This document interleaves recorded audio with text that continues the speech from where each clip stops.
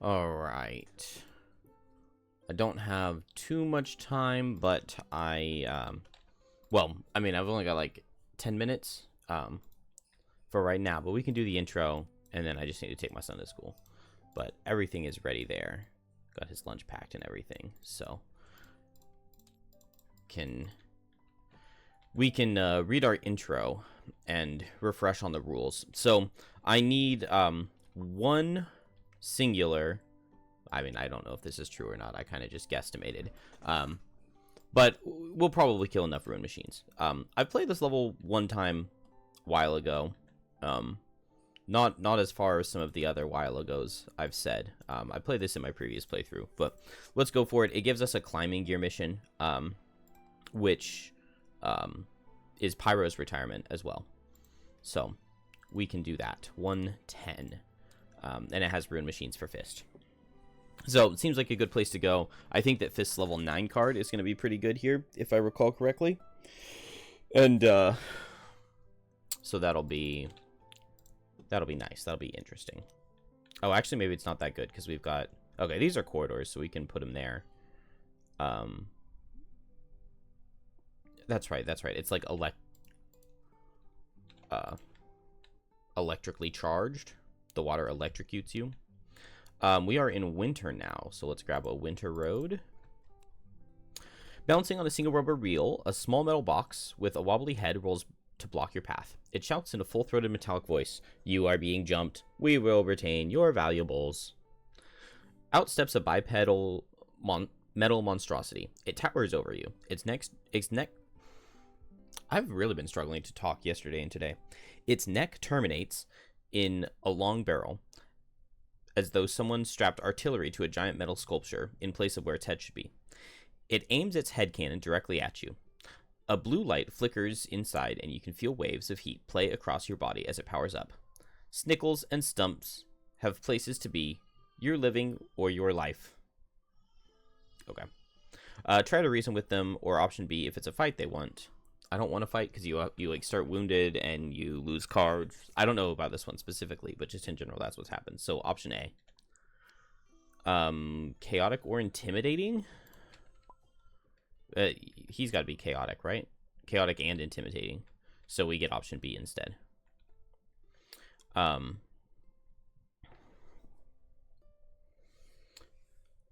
XP each. Everybody starts wounded. Okay, that's fine. That's totally fine.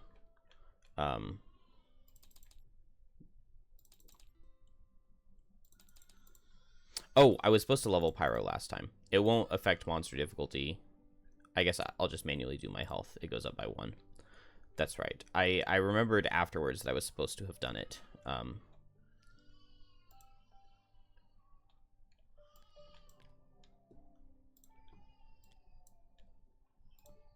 Yeah, wound on my characters doesn't matter too much. It's just Pyro, because Bone Shaper has an Amulet of Life, and Fist is a Fist. Not yet at turn 1, but... what are the level 8s?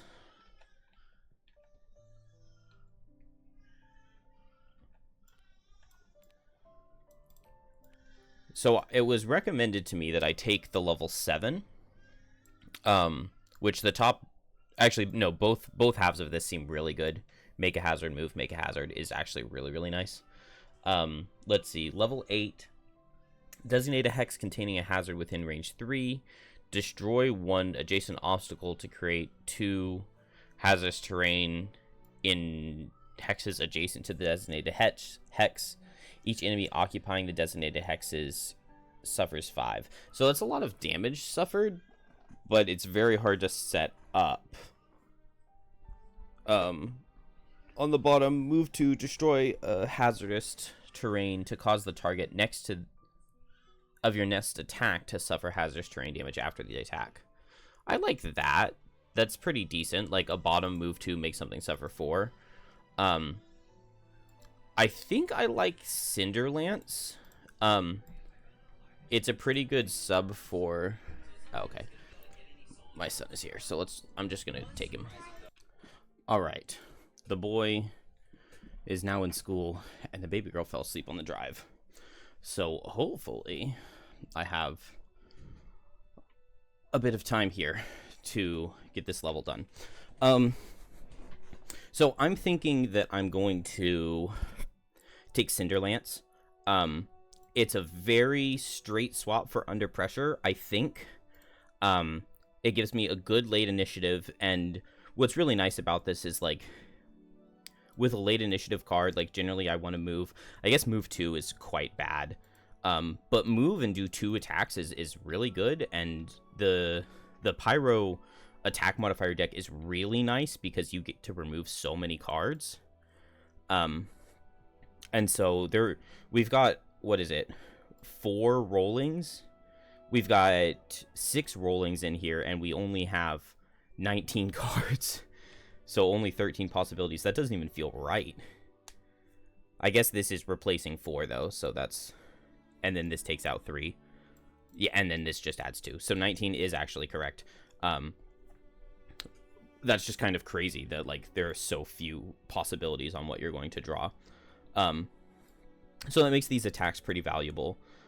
Especially because I could theoretically draw, like, Rolling Push into Create a Hazard, and you get to do your modifiers in any order, so I can make the hazard first and then Rolling Push into it, and that's just with the bottom.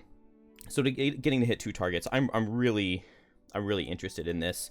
And then the Cinderlance, like, if you're going to double something, this is what you want it to be, right? I think it's very weird that you have to damage yourself for it. Like, why? You already have to set the elements, and it's very difficult to set both elements by yourself.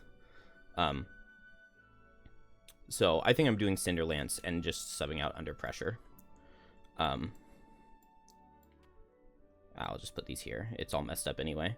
And then we get one more perk. So I think I'll just replace 2 +1s with -1s. I don't know, maybe adding the +1 fire leaves is pretty decent. But I don't want to like flood my deck with cards, you know? That's why replacing is kind of... Well, either of these is worth 1 damage, though. And I think I like the possibility of getting those elements. So we'll do that. Never use a potion. I only have the mana potion. But I think this is just a 1-room scenario. So we'll take Miser. I'm going to go ahead and unpack the character. And pack it back up. And then we'll put this on there. And that should fix my health.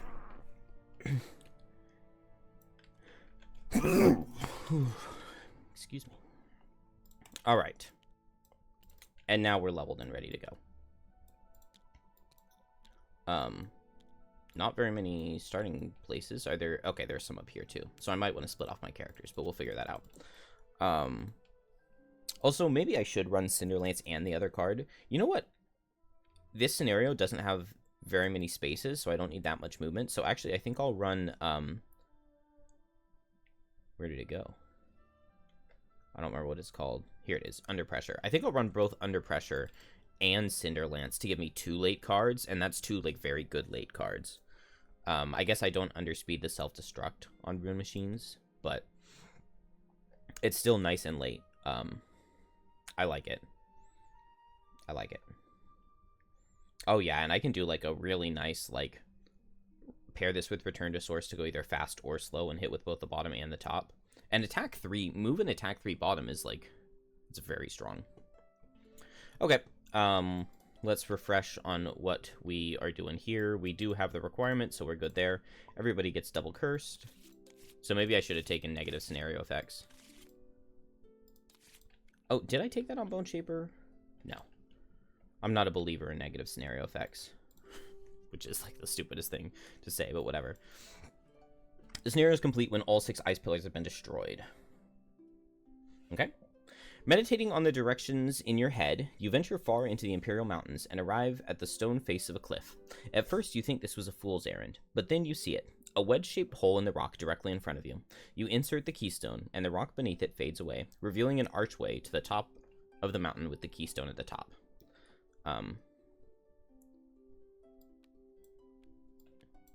We're playing this scenario, so we just inserted that.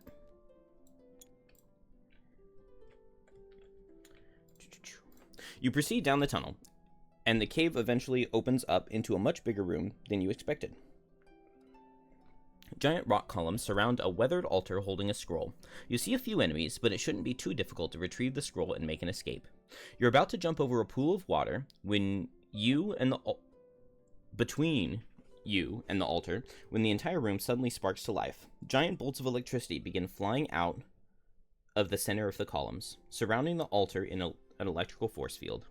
Your weapons don't seem like much of a match for this new barrier or the columns, but maybe you can find another way to destroy them. Looking around the room, you see a few old malfunctioning machines have started to emerge from the hatch behind the altar. Those little things certainly can make quite a blast when they are destroyed, so a plan begins to take shape in your mind. Perhaps you can make this work. At the start of each round, so I guess round 1 included, 2 ice pillars become active in the following order. A, B, C. Repeat. All active ice pillars electrify the 4 water hexes and 2 corridor hexes closest to them. When any character or character summoned starts their turn occupying an electrified hex, or enters one with a non-jump or flying movement, they suffered hazard terrain damage. Whenever any rune machine starts their turn occupying an electrified hex, or enters one, it performs heal oneself. All character summons treat electrified hexes as negative. Whenever any rune machine dies while adjacent to an ice pillar, the pillar is destroyed. Whenever any rune machine dies adjacent to an ice pillar, all ice pillars cannot be destroyed in any other ways or moved. Okay. Whenever any destroyed ice pillar were to become active, nothing happens. At the start of each round after the first, spawn 1 rune machine at D. Elite every other spawning. Okay, when 4 pillars are destroyed, read the thing. D is right here. So they spawn here. We only destroy pillars when a rune machine is killed next to them. So Pyro's going to be good here. It is making me think that I want Force of the Earth. If we can find it here. Here we go. To give us another pull. To move onto a thing and pull. I'm going to definitely want my jump move. Maybe I don't need Living Magma. Living Magma does not seem super useful here because there are a lot of water hexes already. So moving hazards isn't something that's going to happen very frequently. It is one of my best cards into Living Spirits, but maybe just somebody else can take those on. I don't really know who, because Pyro is probably my best for that, but we'll figure that out when we get there, right? But being able to pull rune machines onto a thing and kill them adjacent to a pillar sounds just really, really good. Let's see. Shrike Fiend definitely is going to need to go down.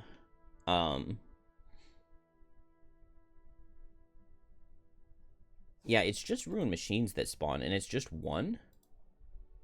One rune machine per round is not bad, especially if I can get up like a horde of summons. They can just kill them really quickly, or like damage them a lot. And then Pyro can just pull it to where it needs to go to break a pillar. So I'll want these rune machines to break these pillars, and then these 4 pillars are close-ish to D.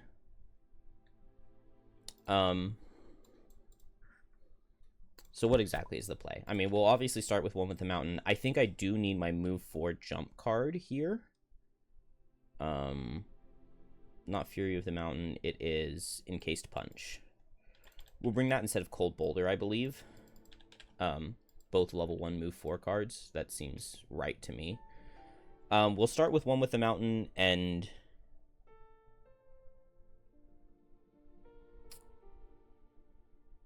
Let's see.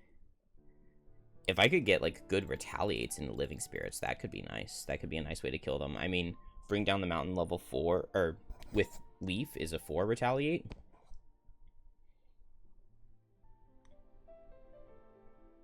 I don't know. I guess that's not really enough, is it? We'll start with one with the mountain, I think with Encased Punch. We'll move forward and just set that up. Honestly, I kind of wish I hadn't taken the level 9 summon. I'll go ahead and use it for this one more level, but then we only play one level after this, I think. And I think I might switch it out for the level 4 card critical failure. Because I want to try the Bone Ball with this. I guess I would really love to just like leave Bone Shaper alone for a while and let her stack a Bone Ball. That's probably not very realistic though. We also need to worry about the electrified hexes. So it's A. So these are electrified for right now. I guess that doesn't really matter much, does it? Next turn is B, so it'll be these hexes that are electrified. So I'll want to, like, move here on Fist or something. I don't know. Let me use a restroom. Think about it a little bit. This does not feel like a scenario where Bone Shaper is going to be very good. The best thing that Bone Shaper has going for it is that if Rune Machines self-destruct, I can have them self-destruct on a skeleton.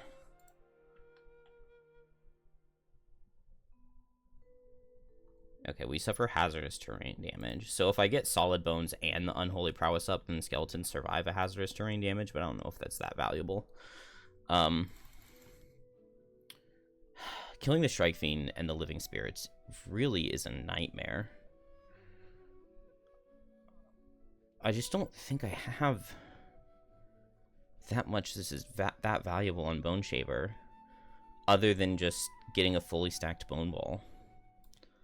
So part of me is thinking maybe I paired these two characters together, and I just let Bone Shaper stack up for a minute. So let's do that.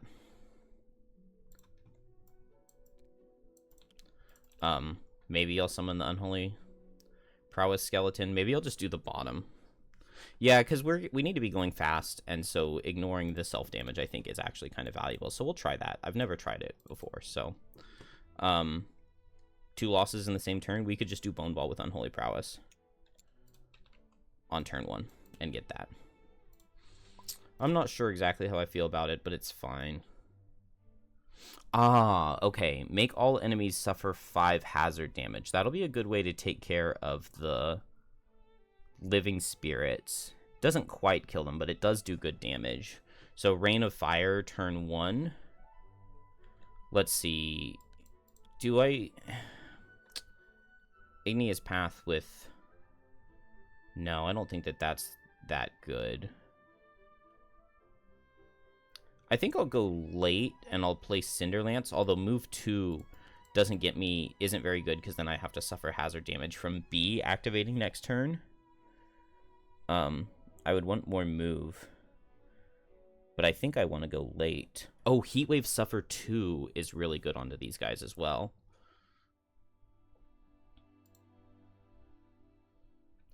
What if I go late and I just move in with Jump and I just end my turn right here? And then I Heatwave bottom and... Or Heatwave top and Swelter bottom. That could kill the Living Spirit if I had enough things out. So, what am I thinking here? What am I thinking?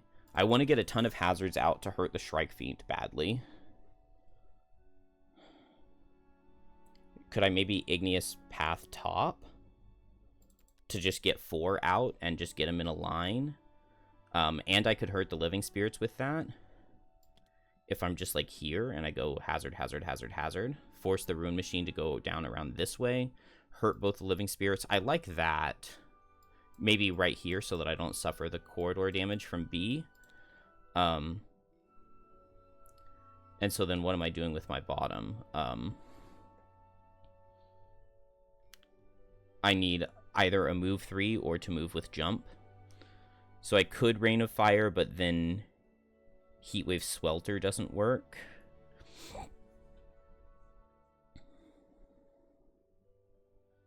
Okay. I think I'm going to do Igneous Path with Liquid Stone. Jump over, set my hazard. Boom. And then the next turn I can like return to the source or Rain of Fire. Probably Rain of Fire. Yeah, Rain of Fire top with Swelter bottom. And that'll take care of the Living Spirits. I like this. The only problem is damage that I take on turn 1, so maybe I just Ghost Cloak turn 1 immediately. I think we've got a decent plan. We'll get a lot of hazards out to hurt the Shrike Fiend. We'll go Unholy Prowess with Bone Ball. We did not get self-destruct. We got a move and attack card on Strike Fiend. I like that. We got the heal oneself on these guys. I think that's fine. And we got just move and attack and suffer on Ruin Machines. So Pyro first. Move 3 jump. Go here so that we don't have to suffer the corridor damage. We've got the A's are electrified right now, so I should have started down here.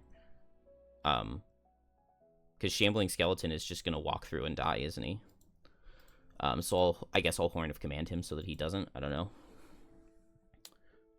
Oh, B is electrified next turn.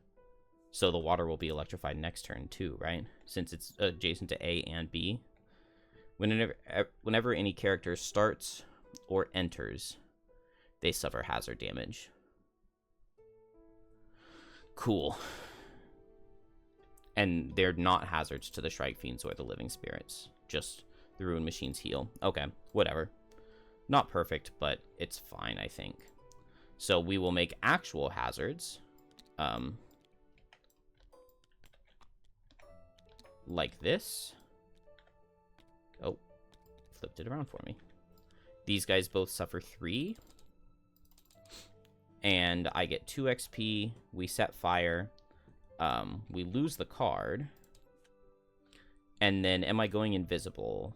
Right now, this guy would come here. This guy would hit here. This guy is just going like 1, 2, 3, 4. Oh, he can go through here. 1, 2, 3. So they would both hit Pyro. So Pyro would get hit a bunch. And the Strike Fiend would come up and hit Pyro. So I think we'll go ahead and go invisible. Maybe that's premature, but it's fine. Fist suffers. We'll go ahead and set 1 with the mountain. And then we've got move 4 jump. So we can jump over the hazard, so that's fine. I go here and I'll tank both the Living Spirits and the Ruin Machines are running around this way. This guy's going to reach 1, 2, 3, 4, but I don't care that much about that. If there were a way to get this guy onto that would be kind of nice. Maybe I just suffer hazard damage on Fist. I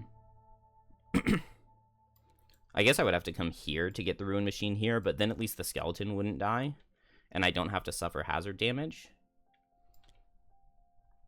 So maybe that's what I'll do. I'll come down here. Skeleton's probably just going to die to Living Spirit, but that's fine. Let's do that. I don't know. Bring them to me. And Fist is just done. Then it's the Ruin Machines. So this guy goes 1, 2, 3, 4, 5. He suffers 1. So he would have healed 1 on the move to go up to 23, but obviously he can't do that. And then he suffers 1 after he finishes the move, since he entered Electrified Hex. And then he attacks Fist, attack for 4. And it does 6, so we'll use armor and take 1. Oh, we can capture Ruin Machines, right? And I don't have that yet.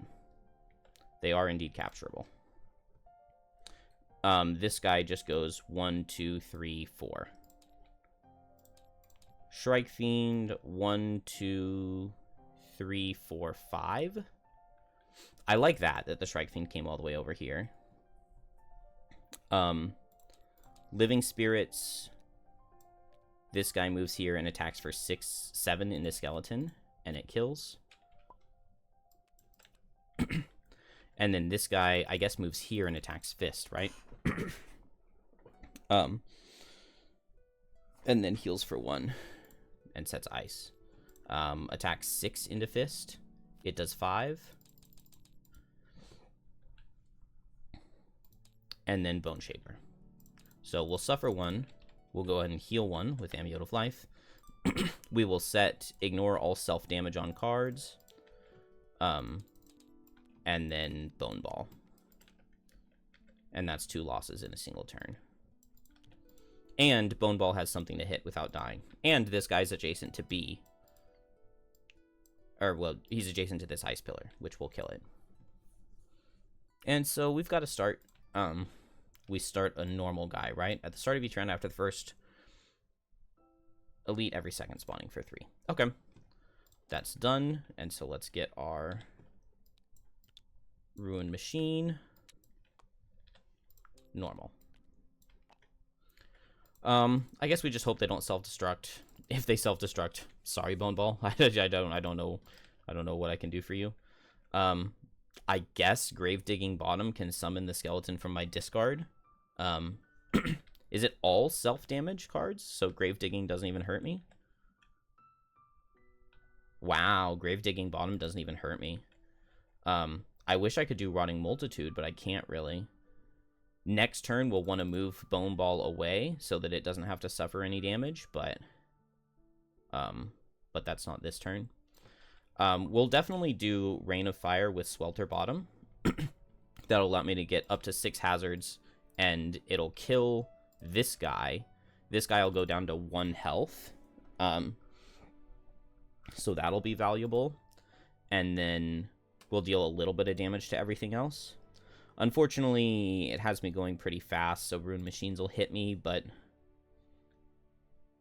I think we'll just be okay with that, right? I don't think it's the end of the world. Maybe I could come down here with Fist and push away or something, and tank with Fist. I don't exactly know.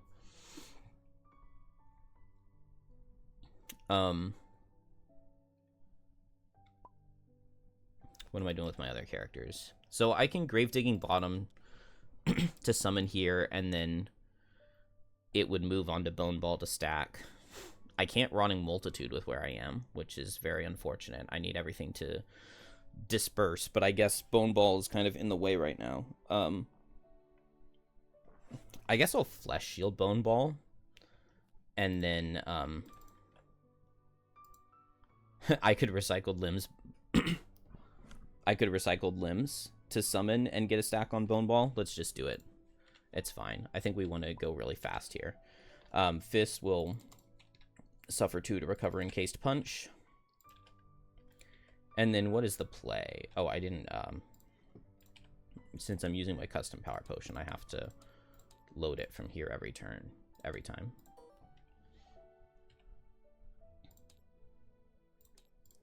And let's see, is it Bring Down the Mountain time? Bring Down the Mountain could be decent, except there's nowhere to place the obstacles, so it's not. Pushing the Shrike Fiend with Ice Uppercut and immobilizing it sounds amazing. I really like that, so I think that's just what we'll do. So we'll need the move with jump with Encased Punch. I like that. Fist, Bone Shaper, Pyro, Shrike Fiend is hitting multi-targets in AoE. Ruined Machines aren't attacking. I love it. And I don't think both Living Spirits will be dead. I think the Elite will still be alive, but I'll have eaten the ice, so it won't matter. Fist is first. We'll regenerate. Then we'll move with jump. 1, 2. We'll have to suffer 4 because we entered B. Then I will create ice with the Freezing Crystal under this guy's living body. And then, so now it's attack 6 with push 2. We'll eat the ice to immobilize. So attack for 6. Oh, I don't have any way to buff it. I could have fire shielded on turn 1 to kill the living spirits. Is Fist going to be this guy's focus? No, he's not. Sad.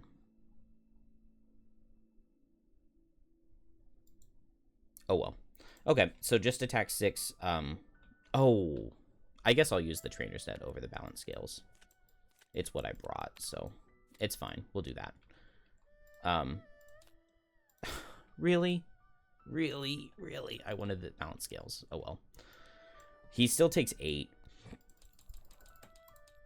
Unfortunately, though, the immobilize doesn't help. Since he's still in range to hit a bunch of things. Man, that's so sad. That is so sad. And he dodged the 6 damage. And we suffered 4 to do that. Oh, well. Bone Shaper, Bone Ball just attacks. So, attack for 3.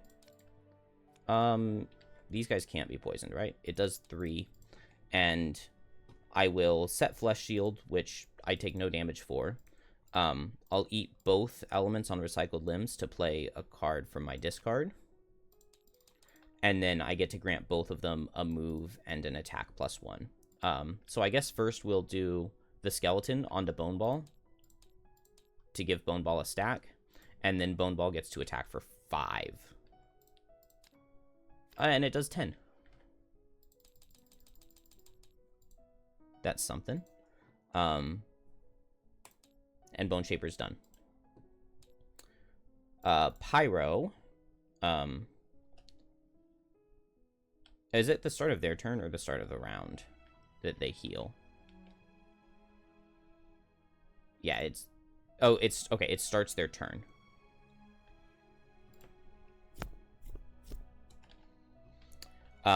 So Pyro can Rain of Fire, create 2 hazardous in range 3. All allies and enemies adjacent suffer 1. And then we will Swelter, make everything in the room suffer 5. So, where am I making the hazards? I guess right here. To make both of these guys suffer. And then I probably want one like adjacent to here so that I can pull something or push something here and have it die and blow up the A, right? So these guys suffer 1 since they're adjacent to that. These guys don't, and then everything else suffers 5.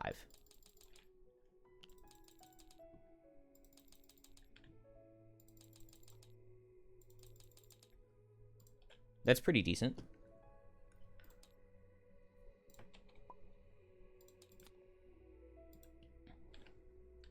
Although, oh yeah, these guys aren't attacking, so that's good. Shrike Fiend, who does he focus? I guess Fist, then Pyro, then Bone Ball. Does Fist get anything by moving 2? No, and I would walk through Electrified Hexes, so I don't want to do that. Oh man, I suffer 4 next turn too, because I'm in C. That's poorly managed by me. Okay, attack for 3 into Fist. It would do 6. Let's just go ahead and block it, right? Then attack for 3 into Bone Ball. It does 2. Oh, that would use the Flesh Shield, wouldn't it?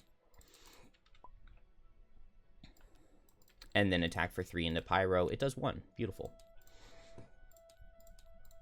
Rune Machines. So we get Bone Ball is poisoned, immobilized. We get 1, 2, 3. Pyro is poisoned, immobilized. And that's it. There are only 3 of them. Living Spirit. There's no ice, so he just attacks Bone Ball for 6. It would do 7 because of the poison. We'll go ahead and take 5 with the Warden's Robes. And that's just that, right? New turn. So we get an elite... Oh, this guy healed 1 because he started his turn in B. And the guy who walked through here, which is this one, he should have walked through this and healed 1 when he walked through. Oh, no, he started his turn in B. So, yeah, he healed 1 when he started there. We get another elite. This guy's not immobilized. So we just need a little bit of damage into Living Spirit. How are we doing that? Bone Ball's immobilized, so I can't do that. I have 1 stack currently. But just a 0 kills this Rune Machine, which will be good for me. Maybe I just want to set Wrath of the Turned Earth to keep Bone Ball stacks so that I can start stacking him better, hopefully. I guess I want a Rotting Multitude, to stack Rotting Multitude onto him, and then Grave Digging to bring back Rotting Multitude, since I don't have to suffer any of the damage. So that'll be the plan there. I don't know if it'll work, but we'll try it. How are we killing... We're going to need to suffer 4 when we start our turn on Fist, since we're in C now. So these guys will heal at the start of their turn, and anything over here is hazard. Which means this would be the turn to get Bone Ball out of this corner, but he's immobilized. Oh, but I can still grant him movement on my turn. Also, we do have Wrath of the Turned Earth, and he has move 3. But maybe this is the turn to command the Wretched on him. So do I go slow and I command the Wretched to make him move and Wrath of the Turned Earth to heal him? No, because we want to outspeed Ruin Machine to kill it. Just a move 2 isn't enough to get him away. So do we just go fast and command the Wretched to get him out? Whoa.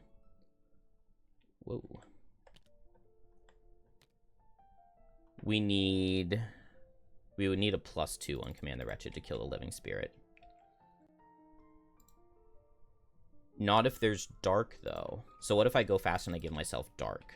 Then Boneball could get 2 kills on his turn, then he loses the Immobilize, and I move him and he gets the kill. And he has move 3, so he can move to this centralized tile. That's very nice. So, oh, but counter argument. No, never mind. No counter argument. I'm immobilized. I can't move here in Heatwave. But Heatwave on the Shrike Fiend is very good. What if I do Heatwave Cinderlance? I can attack this guy for 3. And then there's actually a decent chance that the Heatwave could push him into the hazard and kill him. Because what do I need? Heatwave's going to make him suffer 2, so he goes down to 7. I just need a 0 with the Cinderlance for Heatwave to push this guy and kill him and destroy this A, which is very good. And then I'll Mana Potion in Dark to get Pierce on Boneball to hit the Living Spirit. And I'll make Shrike Fiend suffer 8. So if Fist does move 4 jump... C's are dangerous, but I can go here onto the hazardous terrain tile. If this guy suffers 8, he has 7 health left. Can I deal 7 with Fist? Not necessarily. What if I only push 1 with Heatwave? And I pull Withdraw of the Bedrock. Push 1. That would be 1, 2, 3... And then I would pull him in and I would attack him for like 5. And then a -1 would kill. A -2 would kill. I guess I like that. Let's see. We're on BC, which means next turn we don't have to suffer the force. So we can end our turn here and it's not too bad. So I guess we'll just do Bring Down the Mountain with Mountain's Fist and we can potentially heal out of it. Go. Self-destructing machines, I don't hate it. It means that this guy will die here. I don't hate it. So let's Cinderlance, bottom, attack 3 onto this guy. Do I want to Spyglass it? I don't feel the need. Okay, cool. It does 4. And then Heatwave. So suffer 2, suffer 2. And then push 2. So I push this guy 1, 2. He dies in this hazard. That will destroy this ice pillar. Which I believe means that that A can't be electrified anymore. Whenever a Ruin Machine dies while adjacent to an ice pillar, the pillar is destroyed. All pillars cannot be moved or destroyed in any other way. When it would become active, nothing happens. So we can just delete that. And now we don't have to worry about electrified stuff down here. Oh. Oh, interesting. Ew, that's actually very valuable. I can push you to put things under, which is something that I knew, but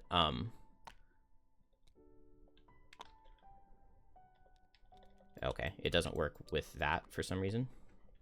I wonder if I could use that to stack tokens on Boneball easily, though. I don't know. Then we still get to push. So I can push this guy 1, 2.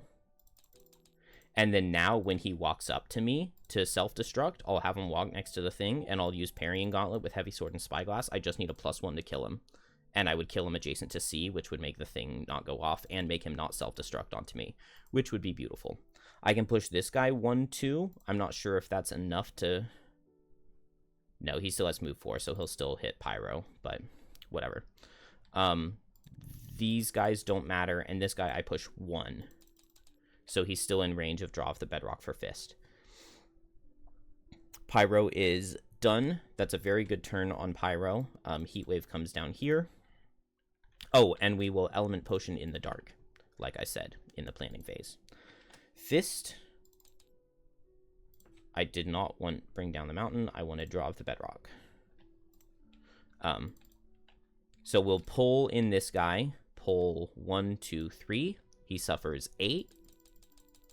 And then now we kill him with a 0. So there's no... Oh, we need to suffer 4. because we started in C. There's no way we missed twice in a row, right? Okay, cool. We get the +1. He dies. We set Leaf. We get to heal 3 from Mountain's Fist. And Fist is done. That's it. We have 2 Retaliate, but Retaliate doesn't really matter for us. Bone Shaper. Bone Ball kills with a 0 because he has 1 stack. So we'll draw a 0. Beautiful. Kills the Rune Machine. That breaks B. That is 2 pillars broken. And now, I guess this is still electrified with A's, right? That finishes Bone Ball's turn, so he's no longer immobilized. Now it's Bone Shaper's turn, so we will grant a move and attack, and we'll eat the dark to get Pierce 2, meaning a -2 or better will kill, because it's attack for 4, Pierce 2, so it's like attack for 6 into 4 shield, and he has 6 total health. Oh, so a 0 kills? Yeah, a 0 kills. A 0 kills. Boom. And we get a +1. No rolling heals, but I guess we don't need them since we're not suffering damage ourselves, right? Living Spirit dies. He has base move 3, so he goes 1, 2, 3 right here, so that he's not in A, because A next turn is the Suffer. Very good for Bone Shaper, and let's see, not immobilized. Yes. Living Spirit's done. Shrike Fiend's done. Ruin Machines. This guy will go 1, 2, 3, 4. And he'll attack for 4 into Pyro. Pyro will take 6. And then he will self-destruct. Pyro will lose. Under pressure is fine with me. This guy will walk here. 1, 2. And Pyro will use the Parrying Gauntlet. Attack for 3. Attack for 4. Strengthened. +1 kills. And we do get a +1. So this guy dies before he gets to do the self-destruct. It will also break Pillar C. And we got 3 broken in a single turn, and we have literally no Ruin Machines to worry about. Wow. This went well. Now, what has not gone well is we have not killed any Ruin Machines on Fist, I don't think, which is the retirement goal. Even if we don't get any kills, I'm going to still give it to myself. But let's see, we don't have to worry about these 2 becoming electrified ever. This still becomes electrified on A, and then B, and then C, but that should not be a big deal. We have no enemies. Oh, also I had move 4 on Bone Shaper. 1, 2, 3, 4, I guess. I don't know. Doesn't matter much, does it? We just get a normal Ruin Machine, and we've got some of the best, like, pushing and pulling characters. Although I guess pulling doesn't really help me here, does it?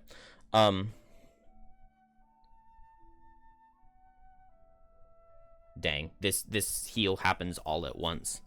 A should be electrified here, because we're on round 4, so I guess I'll just move 1, heal 1, and then Deep Fury to heal 2.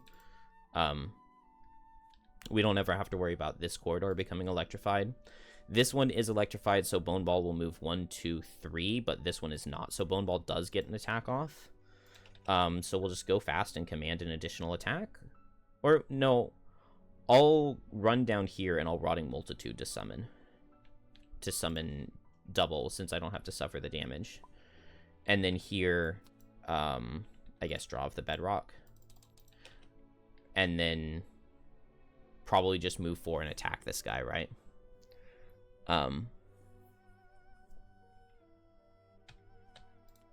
It works for me. Pyro, it was just move 1, heal 1, and then heal 2. Fist, move 1, 2, 3, 4. Attack for 5. It does 4. And then let's go ahead and health potion as well. I didn't even see what he was doing. Oh, he's attacking with immobilized. Oh, no, he's moving and hitting less. 42 is the attack with immobilized. All right, Fist is done. Ruin Machine just attacks for 2. It'll deal 2. Ow. And then Bone Ball goes 1, 2, 3.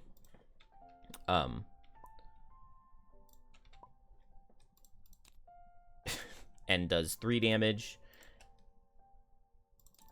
And then I can move, and I can summon here.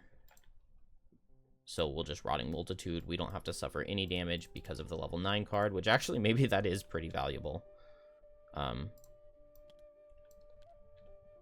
And then as is right now, if this guy's still alive, these guys are just going to move straight onto Bone Ball and stack him up because they see that they could attack him from there. Done. We get another elite. No big deal. I think I'll just long rest Pyro. We get some text after the next kill when 4 pillars are destroyed, and you know, given that that's the only text and we see this room and that I've played this level before, something makes me think once we destroy the next pillar, that room will open up. And there's a chest in there. So we'll probably do the move 5 jump on Pyro to get up in there and just use the boots so that we can grab the chest. I don't know what's in the chest, but it's got to be something. Fist, maybe we just short rest even. Because we're in like really good shape. Then I don't have to pay to recover a card, and draw of the bedrock right here, or draw strength right here looks really good to hit both these guys. I don't quite kill though. With bring down the mountain, retaliate 2 bottom though, I could kill this guy, and that would get me a thing. Let's just do it. Let's just short rest. Mountain's Fist, I don't mind at all. Oh, Frenzy Potion, we could pick up a kill. So yeah, let's set up Retaliate and let's hit both these guys with Draw Strength. Hopefully that'll work out. Oh, we can even go first to let Bone Ball go. Let's see. Bone Ball will go, then both skeletons will stack on him. And then I guess I could move Bone Ball and grant him an attack into the elite. No, because it's just a move 2, not a move 3. And this guy won't be dead, so he can't go 1, 2.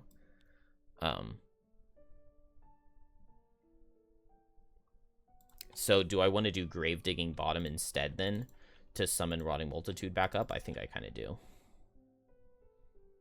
Oh, what? Grave Digging. There we go. Fist, Rune Machines. Let's just boots to go first on Bone Shaper. So Bone Ball, attack for 4. It does 4. Then we just stack up. And so now we are at 6 damage on our attacks. Both of these guys go down, and then both of them will come back up when I use Grave Digging bottom to resummon the Rotting Multitude from the discard, and I don't have to suffer any damage from it. And then I can just heal to full with Flow of the Black River. Fist, I'll hit left and then right with Draw Strength. That's 6 and 6, so this guy dies, and then we get warded. I'll eat the leaf to have Retaliate 4 for when this guy hits me. And I'm warded. I don't think I did the regen, and we're calling that 15. I think that's probably about right, right? Something like that is probably about right. I could Fire Shield to get Retaliate 6, but that doesn't really help me. I just remembered that I was supposed to be, like, pushing these guys, but when this guy dies here, that'll proc B, and that'll be fine. He definitely won't die this turn. But we're fine. So he goes, he doesn't move. Also, B is the thing, right? So he heals 1, because I believe B is active this round. Yeah, 1, 2, 3. So on round 4, it would be A, and this is round 5, so it's B. He'll just attack for 4, and he misses. That's nice. He suffers 4 Retaliate, and Pyro long rests. We get a normal Rune Machine here at the new round, and done. Pyro needed to suffer 2 from Heatwave last turn. Gets both of these back. Let's see. We want to save the move jump. We want to save pushes and pulls to get Rune Machines in the right spot. I guess Deep Fury is a push, which could be valuable, but Let's see. Return to the source. Range 4, so I have to be standing like here. But this is round 6, which means it's C. Return to the source. Is there any chance that I kill? I need move 3 or move 2 jump to get there. So return to the source does 8. So if I just go after Bone Ball, I think return to the source can kill. Although I think I'm going at 99 on Bone Shaper.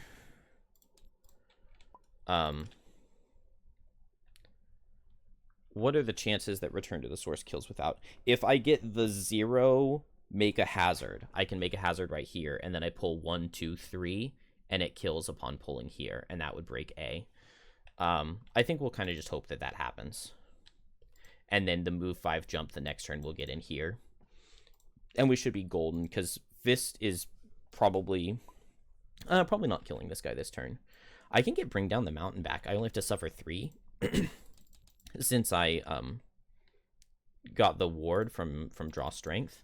Although maybe Bring Down the Mountain's not that valuable. It is Retaliate 4 again. Which is kind of nice. I have like a choose my own adventure book of how I want him to suffer the 4, because I can do Draw of the Bedrock and eat the leaf to brittle him, so that when I retaliate 2 on him, it retaliates 4, or I can eat the leaf on this to retaliate 4. But this way gets me 1 shield, or I can just do a better attack top. So I'll probably just retaliate 4, attack 5 top. That seems fine. And we'll just go. I think I'm in such good shape that it doesn't even matter that they self-destructed here. So Fist first will attack this guy.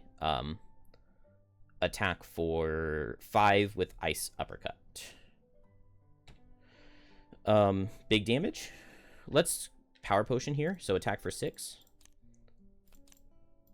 It does set 8. And then I will attack with Frenzy Potion. So this is attack for 3. And it does 4. And then now he dies to the Retaliate, so he won't get the self-destruct damage off, which is nice.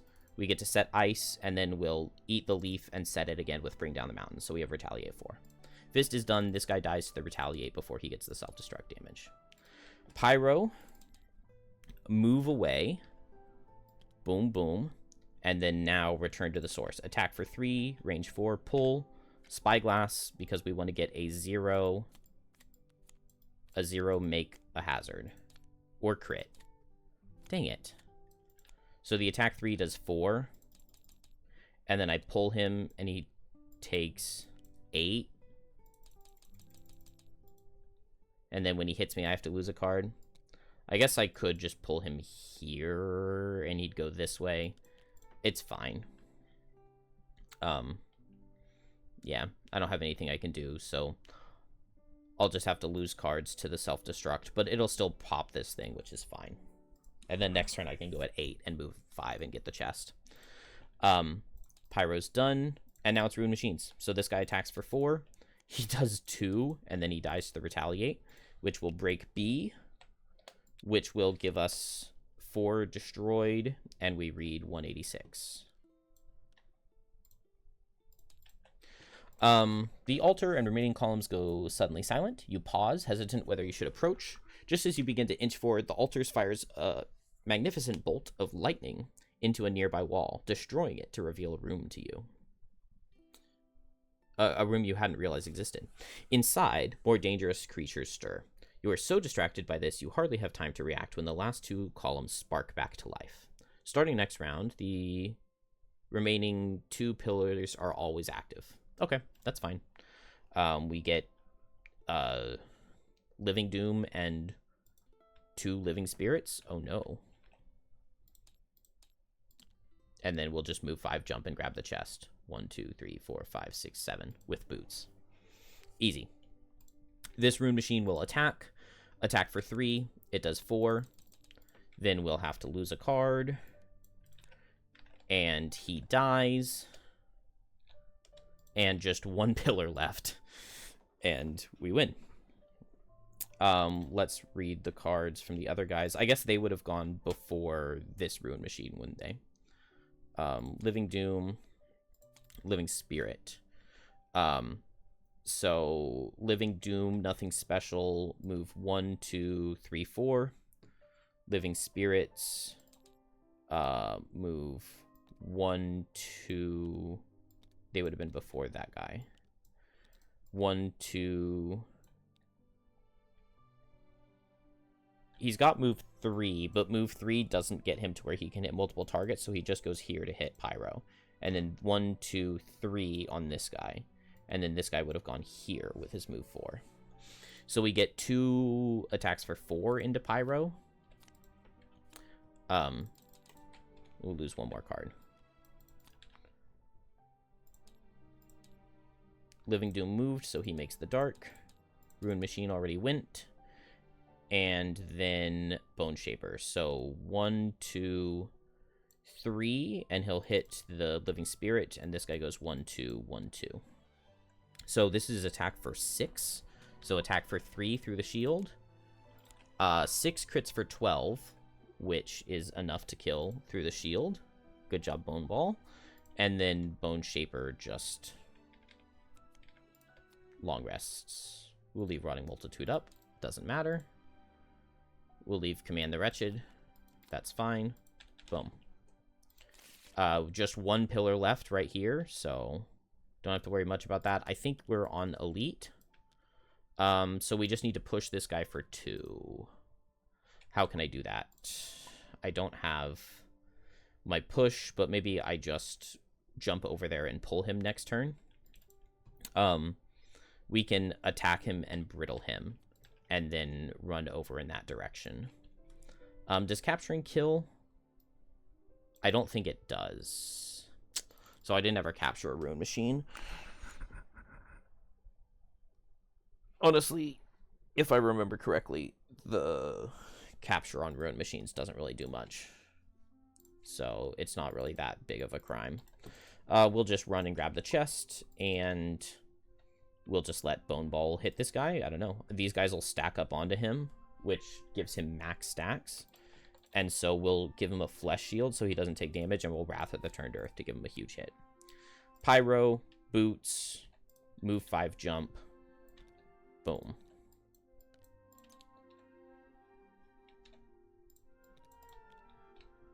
Oh, a check mark. Okay. Oh no. Is this the same room? Since it's a corridor tile? It becomes a corridor tile. But this thing does say a new room, right? Destroying it to reveal a room. So I lost 2 check marks to gain 1. Not worth. I thought it was going to be like an item or something useful. Oh well. Oh well. Fist will just attack this guy and brittle him. Withdraw of the bedrock. So attack for 2. It does 4.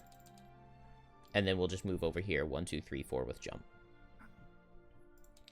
Bone Shaper, so Bone Ball, and then Skeleton, and then this guy sees... Oh, actually, Skeleton would go here. And then this guy sees going this way. So I'll Horn of Command one of the skeletons onto Bone Ball. But first, Bone Ball attacks for 6. And he does 4. Then skeleton number 1 will go here, and skeleton number 2 I'll command onto Bone Ball. So attack for 2 from skeleton number 1, it'll deal 2. 4, because this guy was brittled, right? Dang it. I forgot about that. Oh well. That's Horn of Command. Then we'll set Flesh Shield for Bone Ball, and we will command Bone Ball to attack. So this is attack for 8 because of the +1 on Wrath of the Turned Earth. Oh, that's the first one of the 2 scenario effect curses that I've drawn. All right, I put 6 in, 2 on each character. on my attack for 8, of course. Ruin Machine attacks for 6, and it'll use the Flesh Shield.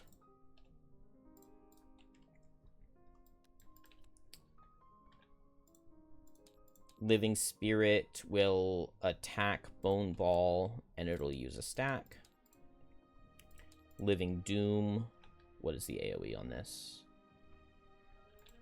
Like a cleave. But these are negative hexes for him. So he doesn't, Oh! Shambling Skeleton actually wouldn't have gone this way, because this was a hazardous terrain, wasn't it? So this guy would have suffered 4 less, and Shambling Skeleton just would have gone on to Bone Ball. It does mean that I think... Oh, Ruin Machine wouldn't have attacked, because this isn't a move card, so he would have just stood still. So he would have suffered 1 less. And it does mean that Bone Ball had 1 more stack. Which means that the miss did 1 more damage. Okay, so that's all fine, because this guy would have gone here with just move 1. This guy we Horn of Commanded anyway, instead of him going this way. I just forgot that this was hazardous terrain. Doesn't affect the Living Doom at all, and then... So yeah, he just attacks Bone Ball, and then Bone Ball loses another stack. But we still have 3 stacks, so we have attack for 6. And new turn. We got an elite last turn, so a normal now. I guess this guy's slightly easier to kill. We will suffer 3 to get back draw of the bedrock. Oh, actually, we'll just short rest to get back draw of the bedrock. And then ice uppercut, attack him for 5. If we crit, we kill. Not super likely, but theoretically possible. We'll long rest Pyro since we're stuck up there. And then Bone Ball will just let it attack, right? Oh, I guess I can command it to move to Ruin Machine with Command the Wretched. That's pretty good. So Fist, pull this guy in, withdraw of the bedrock, attack him for 5.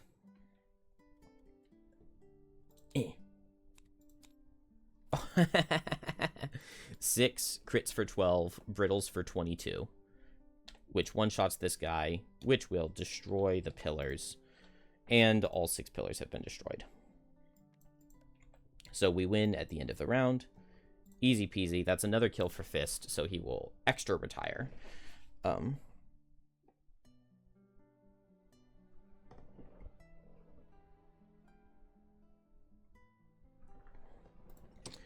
Very nice. This was a very easy level with my characters. Bone Ball attacks, and it doesn't really matter. We don't need to worry about anything else, right? How much move do I have on Bone Shaper? Just move 2. So we'll just pick up 1 loot. Ruin Machine is just gonna muddle. And then, yeah, they do their things. And it doesn't matter because we won very fast and easy. Pyro is, like, an absolutely insane character for this scenario. Because this is technically currently +3 difficulty, since I don't have any level 9 characters. Oh, what am I? Don't have any level 9 characters. I have 2 level 9 characters. So this is only +2 difficulty. But with everybody level 9, it's really easy, even when I have no potions. Like, my Pyro items are so bad. So bad. A Bone Shaper, too. Literally didn't use any of my potions. And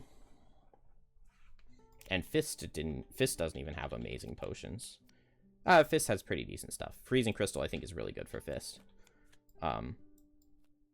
Major Fire Shield isn't bad either. I considered using it a couple times, but didn't need to.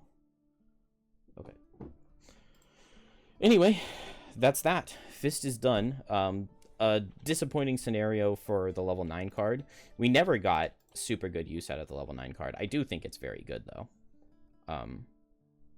Attack 3 on basically everything in the room. Just doesn't work here because we've got all this water, and I guess Pyro makes it a little more difficult since there are all the hazards.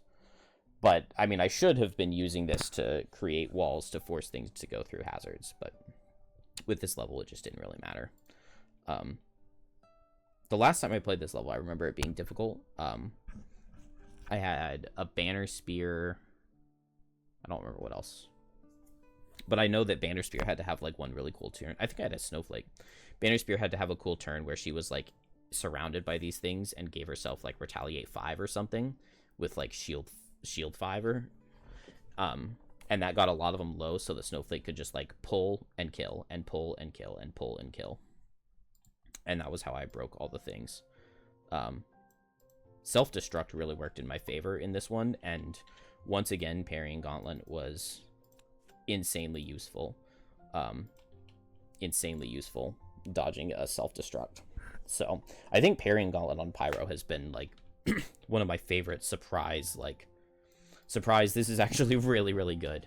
Previously I've used Parrying Gauntlet on Kelp because you have really good modifiers in, like, you have Invis Self and you have Disarm and you have Stun, so I think you have like 5 different things you can pull to prevent things from hitting you. But with the combo of, like, Heavy Sword Spyglass and a character that doesn't do that many attacks, since a lot of your other stuff is, like, I'm going to make you suffer damage with pushes. It's just, like, this is really good synergy. Especially for such early, low-level items. And just the threat of always pulling one of those rolling pushes when you have so few modifiers. Really satisfying. Very satisfying. And honestly, Ignore Self-Damage card, maybe I like it more than the Sorcerer summon. I was thinking that, like, this summon was going to be really good, but honestly, Bone Ball is just better. Like, I generally like ranged summons more than melee, but Bone Ball is, like, definitely the best summon I've ever used. And Ignore Self-Damage can really let you stack it quickly with Rotting Multitude plus Grave Digging to Rotting Multitude again is crazy, because that would be 13 self-damage that you get to completely ignore, and then you just position them so that the skeletons stack on it by itself. I actually really like that. Like, a 10-card class with a Bone Ball that you can just command every turn, with it being easy to self-stack, I really like it. I just wish that we had the Prism perk of, on a long rest, control how all of your guys move. And that would be amazing to get a completely free self-stack. If only there were a way to Grave Digging bottom to summon the Rotting Multitude, and Recycled Limbs to summon the Rotting Multitude on the same turn, and then use the granted moves to stack Bone Ball, but not quite. Anyway, Fist is done. Fist is retired. He has served his usefulness. Fist was really good. The baby just woke up, and I still have like 30 minutes before I need to get ready for work. So I'm gonna take care of her real quick. Although maybe she didn't, because she stopped crying. She's in the other room, but she's like just right there. Okay, yeah, there she is. All right, we do not have very much left to do. So she has been changed and is happy now, and we will just finish this with me holding her, because we just need to retire Fist. So let's head back to town. Did we pick up any loot? We picked up 2. Do we get any herbs? No. Oh, we get a corpse cap. Look at that. And 2 hide. You got such a stockpile. That's very nice. Oh, we're gonna have a lot. We're gonna be able to get a lot of herbs out of Fist. 4.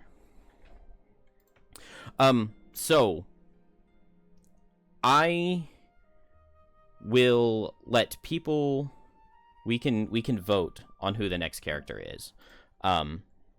Because Fist is retiring now. I'm basically fine with it being anybody. In the next 3 that I'm playing, 2 of them will be Banner Spear and Deathwalker, because I really want to try something with them. The final character, I don't really care. I don't think it matters very much who it is. Maybe Shackles would even be interesting. I don't know. I was probably planning on it being Drill. I would have to double check in the book, but I'm pretty certain that we have Drill unlocked. Yeah, you agree, right? We have Drill unlocked, because I have Envelope A and Gloomhaven. So we have Drill unlocked. We also have either coral or kelp. There have been votes for both slash either. So I don't know. But we don't have astral, shards, or snowflake. But those are the only 3 characters we don't have. Anybody else can be picked to be the final party member. I'm kind of mentally prepared for it to be Drill, but that is also the character that I have played by far the least, except for shards. I've never played Drill above level 3. Like, fewer than 10 scenarios. Maybe like 6 or 7 total scenarios with Drill, is what I have. So we can vote and pick that final party member. Let's return to town. I did get Ravenger because I played that on turn 1. Grab that. Oh, and we can actually see what the rewards for beating the scenario are. Oh, oops.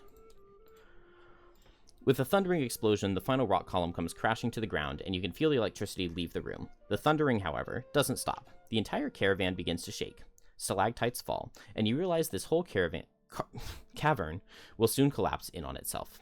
With what little time you have left, you leap forward and grab the scroll from the now defenseless altar, and rush back out the way you came. Everything crumbles right behind you as you race up to the surface, finally bursting from the mouth of the cave along with the heavy cloud of rubble and dust. Rose Gauntlet, item 75. I thought that this thing sounded interesting, and then I grabbed it on a character, on my Snowflake, and I literally never used it in like 5 scenarios before I retired.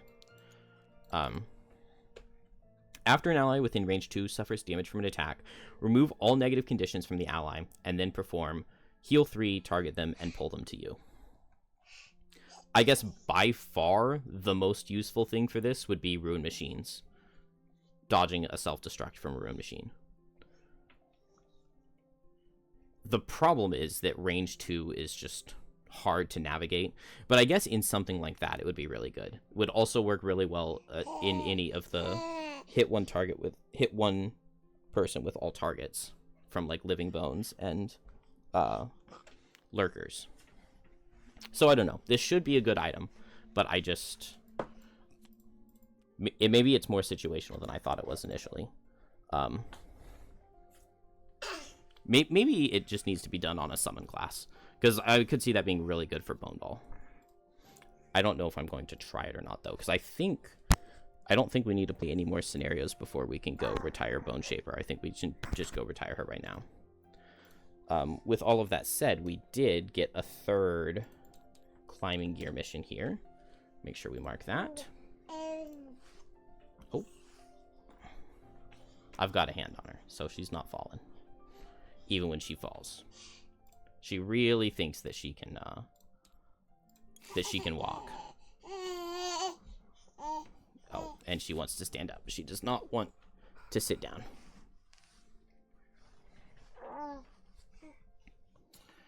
Delete map. Can I put you down?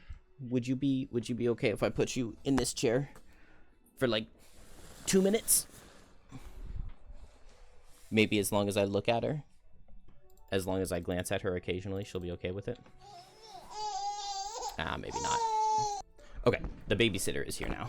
So she has the baby, and I can finish this. I have like 10-ish minutes.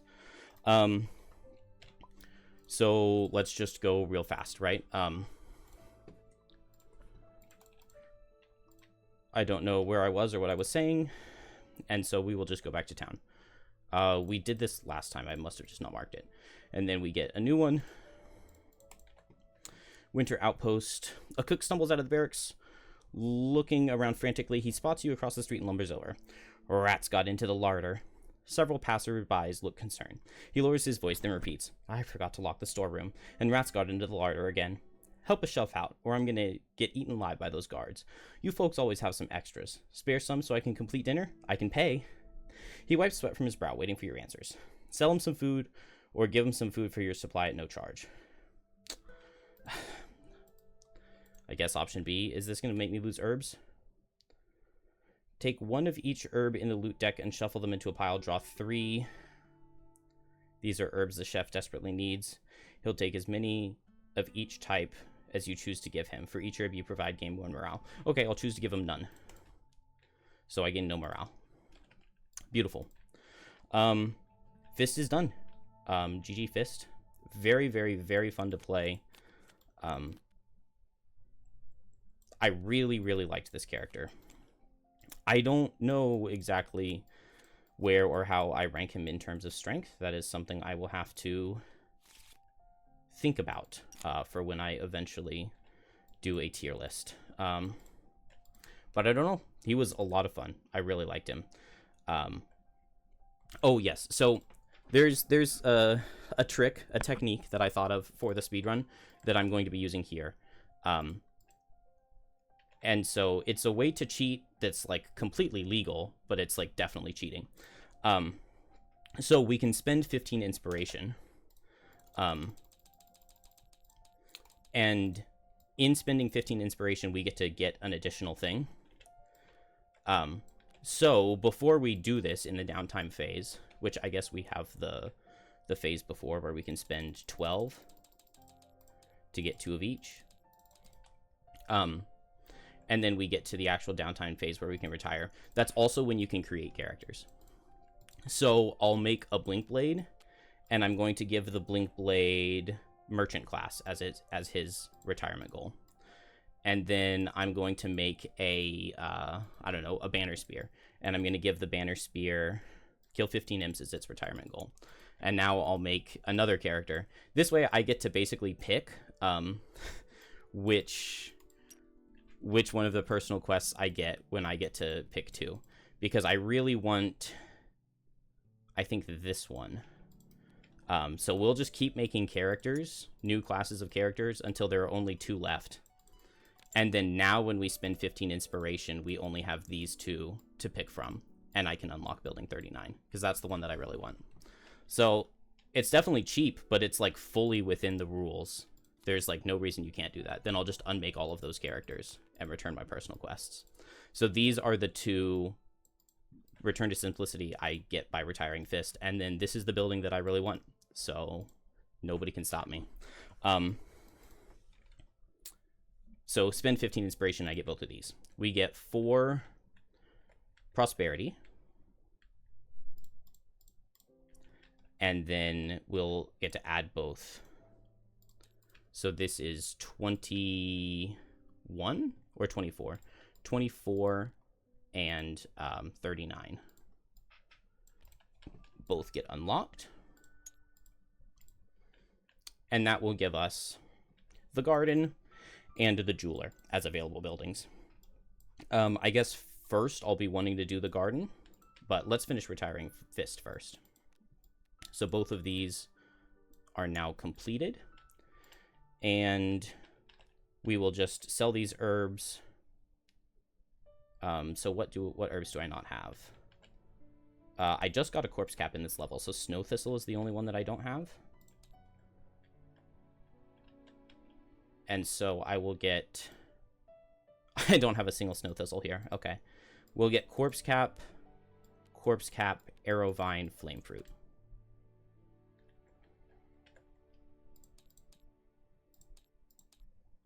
That's fine. Maybe instead of the flame fruit, we'll do axe nut. Can we do that? No. But this can be the arrow vine, and this can be... no, this is the arrow vine, corpse cap. Okay, we'll do flame fruit then.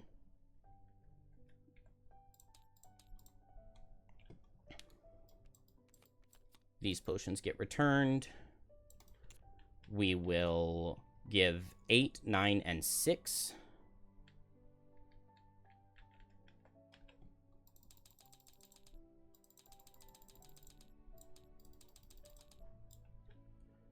What is on the back of Fist's thing? 120.3. 2 minutes before I leave for work. But I'm all ready, so not that one.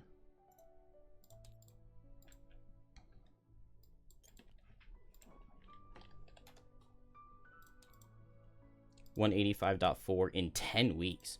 My life was so small before I met you. You walk with the frozen fist towards the main gate, all their belongings packed up in a bag slung over their shoulder.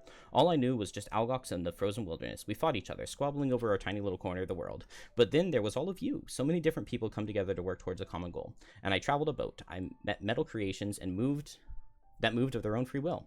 The frozen fish shifts their pack, unable to contain their excitement. And now you tell me, if I head south through the frozen pass, there's an entirely different world waiting for me to explore, full of deserts and rivers and swamps and cities.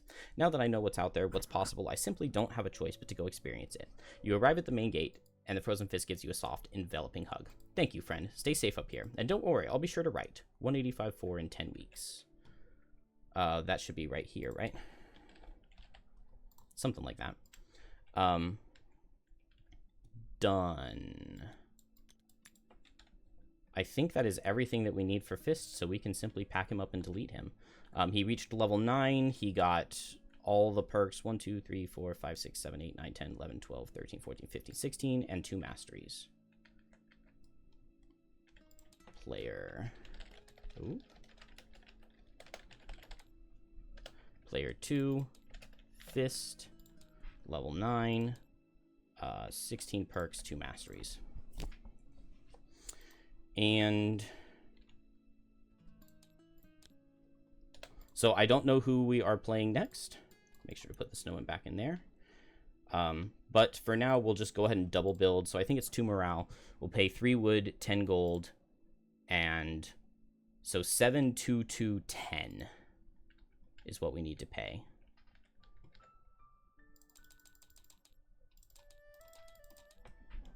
And we can double build the garden, which will give us 2 prosperity. We read 78.4.